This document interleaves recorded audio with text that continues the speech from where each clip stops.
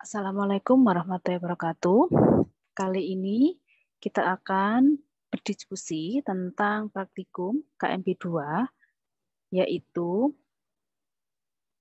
tentang pemeriksaan fisik sistem integumen. Setelah Anda mengikuti perkuliahan saya, yaitu pertemuan pada review anatomi fisiologi sistem integumen, kulit, rambut, dan kuku, sekarang saya akan menjelaskan tentang pemeriksaan fisik pada sistem integumen. Baik, pertama petunjuk penggunaan modul ya, Anda baca dulu, nanti akan saya berikan soft file-nya. Praktikum ini sebelum pelaksanaan praktikum, kemudian Anda juga dapat menyiapkan diri terlebih dahulu di awal ya. Bacalah, mungkin ada bacaan referensi yang mungkin bisa menambah pengetahuan Anda karena tambahan-tambahan dari patofisiologi atau gangguan pada kulit, rambut, dan kuku bisa berubah. Misalkan tentang COVID ini ya, ternyata COVID juga ada yang kulitnya ruam, misalkan begitu ya. Jadi penelitian itu terus berubah. Jadi Anda bisa menambah referensi-referensi lain di luar modul ini tidak masalah. Akan sangat bagus. Kemudian jika ada pertanyaan Anda jawab. Kemudian selain di laboratorium, Anda juga bisa melakukan praktikum ini secara mandiri, baik di rumah, berkelompok, atau dengan teman-teman Anda, silakan. Bisa menjadi acuan untuk pembelajaran di laboratorium maupun latihan mandiri. Baik, ini adalah petunjuk umum praktikum pemeriksaan fisik sistem integumen.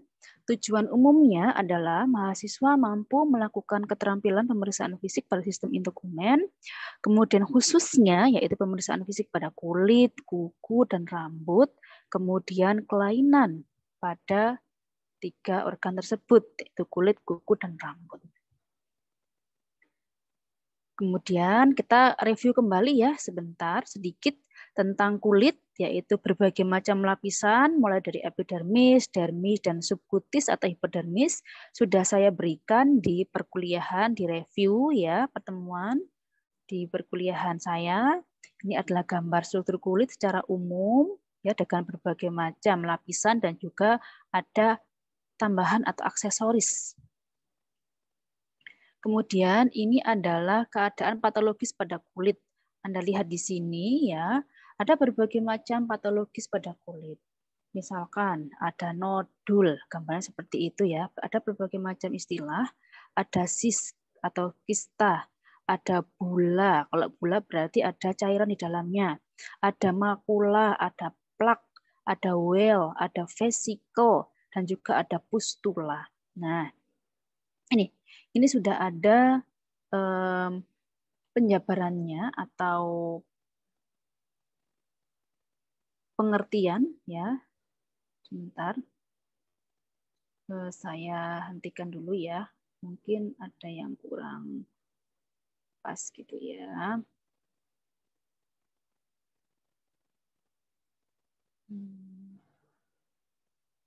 Oke. Saya lanjutkan. Nodul, ini contohnya adalah nodul ya. Nodul adalah benjolan pada kulit atau di bawah kulit yang berukuran lebih dari 0,5 cm ya.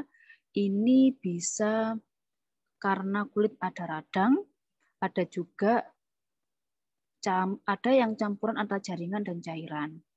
Bisa berakibat atau menandakan bahwa ada tumor yang jinak, yaitu bisa kanker atau bisa prekanker sebelum kanker, atau dia jinak tidak menjadi kanker, dia bisa. Kista atau sis. Nah, ini adalah akumulasi cairan atau bahan setengah padat dalam suatu kantong pada bagian dermis. Jadi perbedaannya adalah pembesaran ini ada pada bagian dermisnya. Gitu. Kemudian ada juga bula atau bule ya, itu menonjol lebih dari 0,5 berisi cairan serosa di atasnya dermis dan tidak mendatar. Kalau makula itu perubahan warna kulit yang berbatas tegas, diameternya kurang dari 0,5 cm Kemudian perubahan warna apapun bisa merah, hitam, biru, tapi tidak ada peninggian kulit. Nah, kalau patch itu mirip dengan makula tapi lebih besar. Kalau plak peninggian kulit jadi ada peninggian gitu ya. Diameternya lebih dari 0,5. Kalau urtikaria, edema yang sudah saya jelaskan ya di perkuliahan, misalkan alergi karena ulat bulu dan sebagainya. Angiodema sama seperti whale atau urtikaria, tapi ada di tempat-tempat jaringan ikat yang sangat longgar, misalkan bibir, kelopak atau skrotum, misalkan orang dengan alergi pindang. Misal ini ada, kemudian tiba-tiba bibirnya bengkak. Nah, itu juga bisa, ini angiodema. Kemudian ada vesika, kavitas atau penenggelaman berisi cairan, ya. Berarti berada di rongga-rongga pada tubuh. Pustula sama seperti vesika dan bula. Perbedaannya adalah pustula berisi cairan pus atau nanah, sesuai dengan namanya pus. Jadi pus itu nanah, berarti dia berisi nanah. Erosi, nah ini sudah saya singgung ya di perkuliahan saya, tidak mengulang lagi. Kemudian di sini ada namanya ulkus atau defek yang lebih dalam. Nah, ulkus ini melewati epidermis, melewati lapisan papilari dermis. Jika sembuh, dia akan membentuk jaringan parut atau skar. Ini misalkan karena ulkus decubitus yang kemarin saya jelaskan, misalkan pasien tirak baring lama. Kemudian ini ada krusta. Nah, krusta ini adalah pengeringan cairan, serum atau eksudat purulan atau darah yang mengering. Misalkan ini pada orang-orang dengan gangren atau luka diabetes yang mengering. Nah, ini contohnya. Seperti itu. Nah, kemudian ini juga ada gangguan pada kulit namanya skuama, yaitu sisi kulitnya bersisi ya, kulitnya bersisi. Scale kumpulan lapisan dari kulit terluar, stratum corneumnya dia terlalu banyak berlebihan sehingga pada orang-orang dengan kelainan ini seperti ini kulitnya, karena kulitnya dia yang kulit palingan terluar dia bersisik atau mengelupas. Kemudian ini adalah likenifikasi seperti ngapal gitu ya, penegalan kulit karena garukan terus-menerus, bisa garukan atau misalkan dia ada alergi kulit dan sebagainya, digaruk gitu ya, kemudian bisa sampai ngapal, namanya likenifikasi. Kemudian ini adalah scar ya, adalah proliferasi jaringan fibrosa yang mengganti jaringan kolagen normal setelah terjadi luka. Jadi kalau misalkan luka kena silet misalkan ya, maka ada orang-orang tertentu yang bekas lukanya seperti ini. Nah, ini juga bisa namanya scar. Nah, ini bersifat hipertrofi, namanya orang keloid ya, atrofi dan atau kulitnya dia semakin mengecil dan mengkerut begini ya. Nah, ini pada orang-orang tertentu ada yang begini tapi ada yang tidak. Kemudian berdasarkan warna. Nah, tadi adalah pengelompokan kulit ini berdasarkan dari lesinya, jenis lesinya. Sekarang ini adalah berdasarkan dari warnanya. Nah, berdasarkan dari warna, pertama adalah eritema. Ini adalah perubahan kulit menjadi merah karena dilatasi dari pembuluh darah. Nah, ini jika ditekan, maka pembuluh darah tidak bisa melalui darah karena ditekan menggunakan aliran darah. Ini namanya eritema. Kemudian ini adalah telangiektasis. Kondisi kulit, kalau Anda melihat pada orang-orang tertentu ya, ini ada orang dengan kulitnya itu dia warnanya merah, ya, persisten, terus-menerus. Kalau ditekan, dia tidak hilang. Jadi memang dia sejak lahir dia ada warna merah-merah begini. Nah, itu namanya telangiektasis ya. Warna merahnya persisten ketika ditekan atau diregangkan kulitnya dia tidak hilang. Ini memang ada seperti itu. Itu karena adanya dilatasi yang persisten atau terus-menerus pada pembuluh darah di bagian kulit tersebut. Kemudian ada juga purpura dulu. Purpura ini adalah kondisi kulit yang merah karena ada perdarahan di bawah kulit. Misalkan karena ekstravasasi pembuluh darah. Kalau peteki ini adalah mirip dengan purpura tapi lebih kecil, biasanya pada orang dengan DBD. Nah, gimana caranya tahu bahwa pasien ini peteki karena DBD, maka diregangkan kulitnya. dua jari Anda di antara di luar peteki itu Anda regangkan. Kalau misalkan kulitnya itu merahnya itu hilang, berarti bukan peteki. Ya, kalau misalkan tidak, berarti peteki. Bisa juga dengan pemeriksaan Remplit test ya. Remplit test. Nah, Anda cari sendiri ya, apa itu pemeriksaan Remplit test ya. Kemudian ini ada contoh juga perubahan kulit, misalkan infak, kematian jaringan, nekrosis sehingga jaringan yang mati berwarna kehitaman. Nah, kemudian ini jenis lesi berdasarkan bentuk. Nah, ini ada anular, round, polisiklik bentuknya ya, seperti putaran, ada arcuata, linear, retikular, targetoid, serpiginous, dan whorled. Nah, ini adalah bentuk-bentuk lesi ya, sesuai dengan bentuknya, jenis-jenisnya. Nah, kemudian ada juga lagi ternyata gangguan pada kulit, yaitu misalkan stria atau stretch mark. Stretch mark ini misalkan pada orang-orang yang kurus menjadi gemuk atau orang-orang yang hamil. Nah, stria ini ada yang begini, ada juga yang putih, macam-macam ya. Jadi stria atau stretch mark. Nah, ada juga vitiligo. Nah, vitiligo itu adalah autoimun di mana pigmentasi pada kulitnya tidak merata.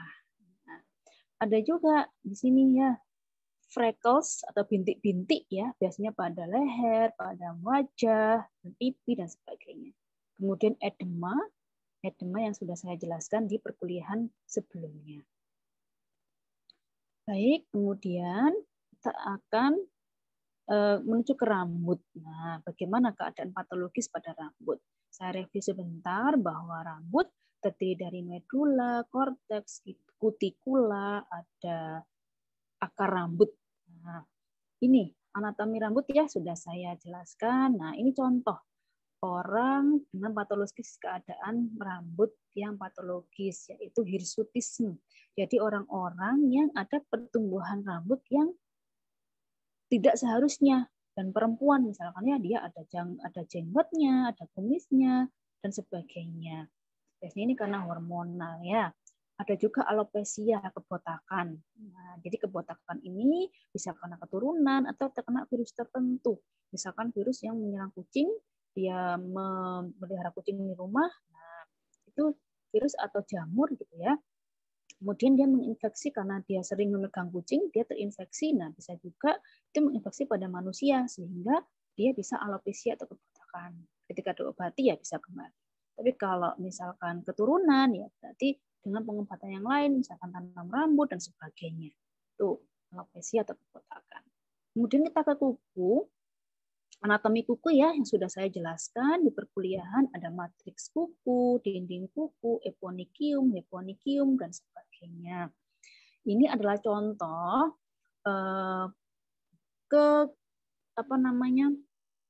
kelainan pada kuku, misalkan clapping finger atau finger clapping. Bentuknya itu seperti drumstick ya, drumstick finger. Jadi bentuknya itu seperti ini. Derajat finger clapping ada normal seperti ini. Silakan Anda lihat kuku Anda sendiri-sendiri apakah normal ketika sudutnya seperti ini ya. Ini adalah normal. Early clapping ya, late clapping. Nah, ini ya, jadi ini kalau sudah lurus begini sudah mulai tanda-tanda tuh. Kemudian late clapping ya, berarti ini sudah mulai clapping finger dan bagian ujungnya ini mentol gitu ya, agak membesar gitu. Pada orang-orang seperti apa sih orang dengan seperti ini? Orang-orang ternyata kuku itu juga bisa mengindikasikan seseorang itu memiliki penyakit tertentu. Misalkan orang dengan katup yang tidak menutup sempurna. Pada anak-anak, gangguan katup jantung. Nah, jadi kalau Anda belajar lagi tentang fisiologi ya, anatomi fisiologi kardiovaskuler, jadi fungsi dari atrium dan ventricle itu ada yang menerima darah dari paru, ya kan? Kemudian dialirkan oleh atrium. Nah, ke seluruh tubuh. Nah, antara katup antara atrium dan ventricle itu ada katup. Antara ventricle dengan atrium itu juga ada katup. Nah, ada keadaan tertentu pada anak itu dia lahir katupnya itu tidak menutup sempurna, ada defek atau ada lubang. Nah, Kalau kita mereview kembali, kalau darah dari paru itu kan darah bersih ya, bukan bersih ya, kaya dengan oksigen, kaya O2. Sedangkan darah yang menuju ke jantung, dari seluruh tubuh ke jantung, itu adalah darah yang kaya dengan CO2. Ketika katup itu lubang atau tidak menutup dengan sempurna, nah maka dia akan bercampur antara O2 dan CO2. Sehingga apa akibatnya? Darah yang dipompakan ke seluruh tubuh itu juga CO2 dan O2-nya dia tidak seimbang atau nyampur. Sehingga apa akibatnya? Akibatnya adalah yang seharusnya tubuh itu memerlukan darah oksigen yang tinggi karena campur dengan CO2 karena katupnya yang bocor, maka ketika lama bertahun-tahun maka ujung-ujung atau perifer dari jari-jari itu salah satu tandanya adalah seperti ini, menyebabkan kelaping pinggir. Nah, biasanya pada pasien-pasien yang gangguan jantung bawaan. Nah, itu biasanya seperti ini. Anak-anak yang sudah usia 6 tahun, 7 tahun ya, itu akan finger clapping ini. Nah, itu salah satu ciri. Jadi ternyata jari pun bisa mengindikasikan tahu bagaimana status kesehatan seseorang, gitu ya. Nah, penyebabnya apa sih, Bu? Penyakit katup itu bisa karena infeksi dari bakteri atau virus ya, bakteri yang menyerang pada kucing. Ya, jadi orang yang hamil kemudian toksoplasma. Saya baru ingat toksoplasma yang orang suka memelihara kucing. Nah, hati-hati orang yang hamil terinfeksi toksoplasma dari EE-nya kucing atau BAB-nya kucing, maka bisa anaknya bisa cacat. Nah, itu makanya biasanya pada orang hamil pun dicek dulu toksoplasmanya, kadar toksoplasmanya. Selain EE kucing, ya ada juga kotoran tikus dan juga kotoran burung. Makanya hati-hati kalau Anda memelihara kucing atau burung atau rumah Anda kurang bersih, ketika ada yang hamil, hati-hati. Harus cek dulu bagaimana kadar tokso dalam darah. Itu ada pemeriksaannya. Salah satunya adalah untuk menghindari kecacatan pada bayi yang biasanya itu kena jantungnya. Biasanya, tapi bisa yang lain ya. Itu. Nah, itu runtutannya seperti itu. Nah, kemudian ada lagi. Nah, caranya bagaimana untuk mengetahui apakah ini normal atau clubbing finger tadi? Nah, Anda coba katupkan dua jari Anda.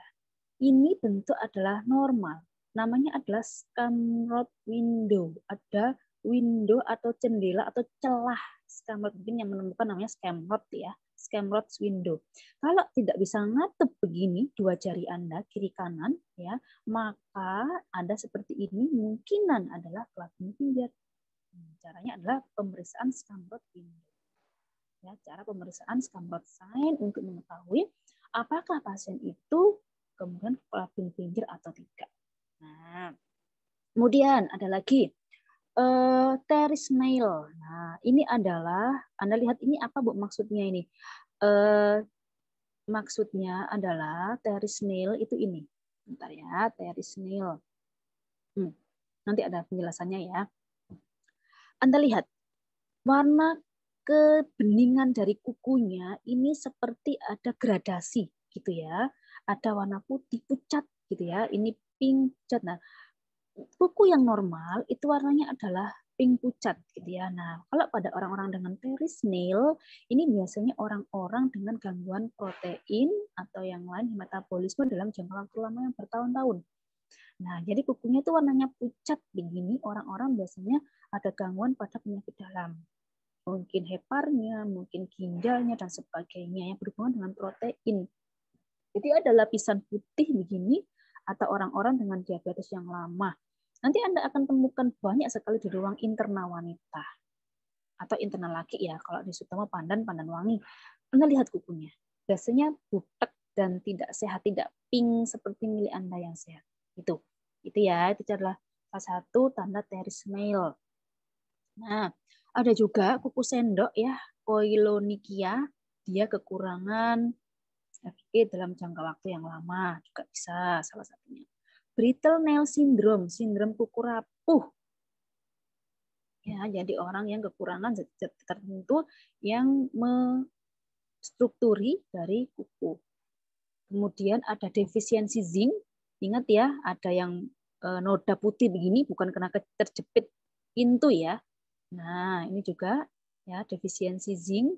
Contohnya defisiensi protein yang lama bisa gradasi begini. Jadi kalau yang ini bisa karena metabolisme, protein juga bisa, atau bisa juga seperti ini.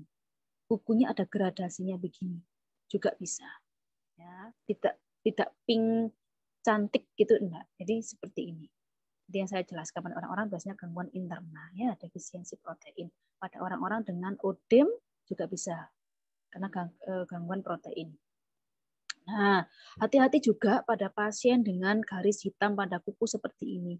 Kemungkinan ini hitamnya bukan karena kejepit ya, bukan karena terjepit pintu, bukan. Kemungkinan ada keganasan pada tubuhnya. Mungkin ya, ini masih mungkin ya. Jadi harus ada pemeriksaan lebih mendalam. Kemudian ada biru-biru begini, misalkan karena sianosis. Ya, sianosis ya, karena tidak ada pasokan O2 dalam tubuh dalam jangka waktu lama, mungkin gangguan pada jantungnya atau yang lain, paru-paru dan sebagainya. Kemudian sekarang kita akan prosedur operasional bagaimana untuk melakukan pemeriksaan fisik pada sistem integumen. Pertama, ingat ya, semua tindakan apapun itu, baik infus, baik itu pemasangan kateter, itu ada 4 fase, yaitu prainteraksi, interaksi, kerja, pemeriksaan kulit ini ya, dan terminasi. Nah, pemeriksaan rambut, nah, kemudian ada pos interaksi atau interaksi, prainteraksi, interaksi kerja, terminasi. Kalau ini ya, pos interaksi atau terminasi. Nah, Anda lihat di sini pertama, prainteraksi. Cek riwayat medis klien, mengkaji apakah pasien memerlukan tindakan pemeriksaan sistem integumen dan lain-lain. Kemudian fase interaksi, cek gelang pasien, wajib dilakukan. Kalau Anda tidak melakukan cek gelang pasien untuk mengetahui nama pasien, nomor rekam medik, barcode, karena tidak diluluskan untuk tugas ini. Ya, karena itu wajib keselamatan pasien, Anda tidak salah pasien ya. Kemudian kaji riwayat kesehatan pasien dahulu, Bapak atau Ibu. Sebelumnya Bapak punya penyakit apa ya? Apakah mungkin ada penyakit gula atau yang lain atau ginjal atau yang lain? Nah, gitu ya. Kesehatan keluarga. Apakah Bapak atau Ibu punya riwayat keluarga yang diturunkan, Pak? Nah, gitu ya, kanker dan sebagainya. Alergi. Apakah ada alergi tertentu, telur, gatal-gatal misalkan, atau makan pindang, kemudian biduren misalkan. Nah, ya. Kemudian Anda mencuci tangan sesuai dengan standar WHO. Wajib ya, dipelajari lagi bagaimana mencuci tangan mengikuti standar WHO. Kemudian Anda mempersiapkan alat, mengatur posisi ya, berada di samping titik pasien, sarung tangan bersih, ada penggaris, ballpoint, pen light jika dibutuhkan, ada busur, ada masker, stetoskop, dan lembar dokumentasi. Kemudian Anda menjaga privasi klien, posisi klien sesuai dengan kebutuhan. Ini pemeriksaan kulit ya, ini adalah fase kerja. Saya tambahkan ya, fase kerja.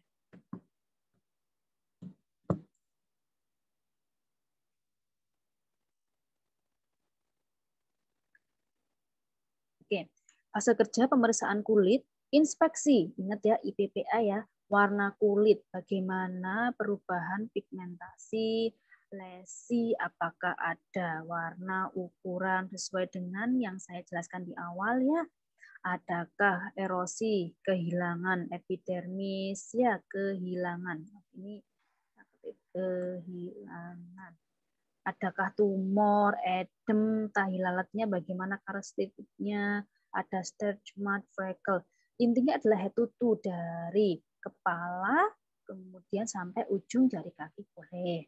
Ya, vitiligo, tanda lahir, ada ruam muka, ada jaundice ya misalkan, atau kekuningan ya, kulit, sklera, bibir dan sebagainya. Itu inspeksi, dilihat dulu. Kemudian kita ke P, palpasi ya, kulit kasar.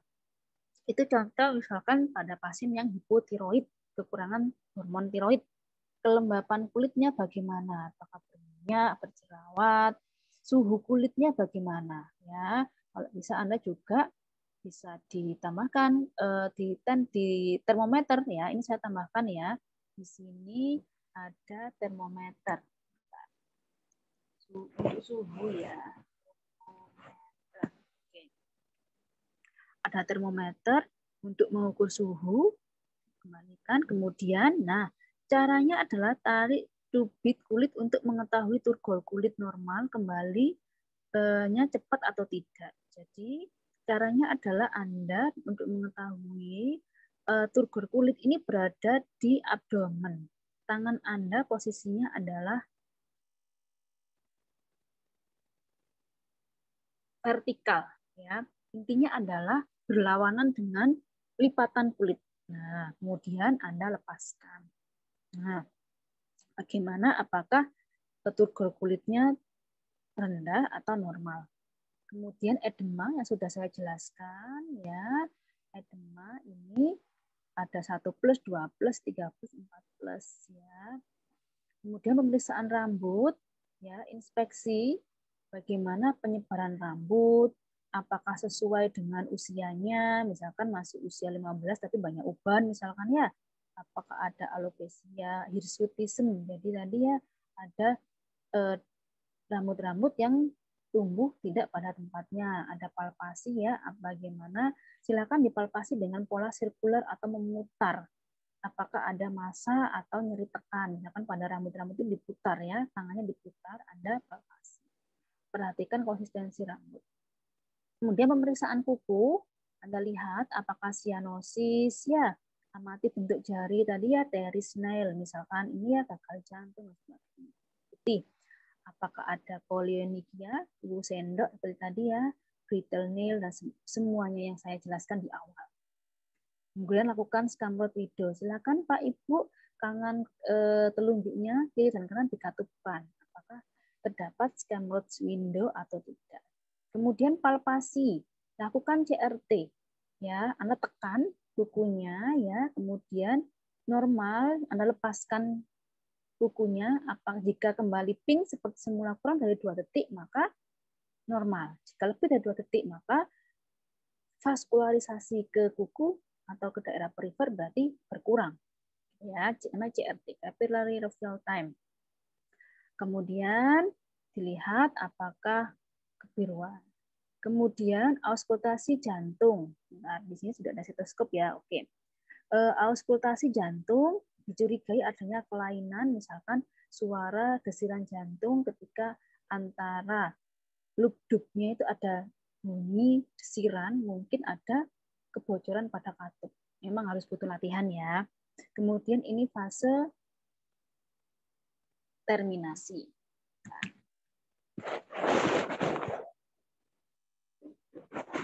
Nah, ini adalah fase terminasi, yaitu fase interaksi. Akhiri kontak dengan pasien, posisikan pasien nyaman, bersihkan alat, lepas sarung tangan, buka penutup tirai, dan cuci tangan sesuai standar WHO. Ingat ya, cuci tangan sesuai standar WHO. Kemudian dokumentasi hasil pemeriksaan kulit, rambut, dan kuku, bagaimana keadaan kulitnya, rambutnya, kuku, dan apakah ada ditemui keadaan-keadaan patologisnya apa, gitu ya. Kemudian jangan lupa nama perawat dan tanda tangan.